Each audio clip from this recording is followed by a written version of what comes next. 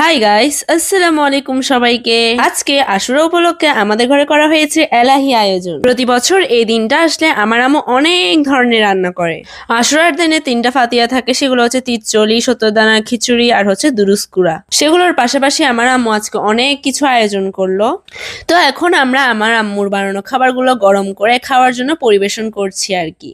চলেন এবার আপনাদেরকে দেখাই সেদিন কি কি বানানো হয়েছিল। সেদিন বানানো হয়েছিল দেশি মুরগি, খিচুড়ি, চিংড়ি ভুনা, পোলাও, কলিজা ভুনা, কোরাল মাছ, আর ছিল গরুর কোরমা, ইলিশ মাছ ভাজা, আর ছিল গরুর কালা ভুনা। বছরে একটা দিনেই না হয় এসব খাবার বানানো হয়, তো একটা দিন এই খাবারগুলো খেতে কারই না ভালো লাগে বলেন। এখন ফাইনালি আমার আব্বু ভাঙছে দুরুস্কুরা। আপনাদের জেলায় দুরুস্কুরাকে কি বলা হয় অবশ্যই কমেন্ট করে জানাবেন। তো এখন আমি আমার প্লেটে একটা একটা করে সবকিছু নিচ্ছি। আমি তো খিচুড়ি আর পোলাও দুইটাই নিয়েছি, আর আমার সব থেকে বেশি পছন্দ হচ্ছে গরুর কোরমা আর চিংড়ি মাছ। উফ, সেই দিনের যে খাবারগুলো সবগুলো এত টেস্টি ছিল। বোনকে বেড়ে দিচ্ছিল আমার আম্মু। আর ফাইনালি পরিবেশন পর্ব শেষ করে এবার খেতে বসবো। সেই দিন এত মজার মজার খাবার দেখে আমি কোনটা রেখে কোনটা খাবো সেটাই বুঝতে পারছিলাম না। তো শুরু করে দিলাম প্রথমে গরুর কোরমা দিয়ে।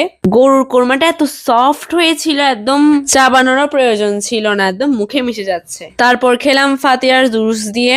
সবগুলো খাবারের সত্যি গাইস অনেক বেশি মজা ছিল। খাওয়া দাওয়া শেষ, এখন আমরা সবাই ডেজার্ট খাবো। ডেজার্টে ছিল মিষ্টি দই। তো আজকের জন্য এই পর্যন্তই, আল্লাহ হাফেজ।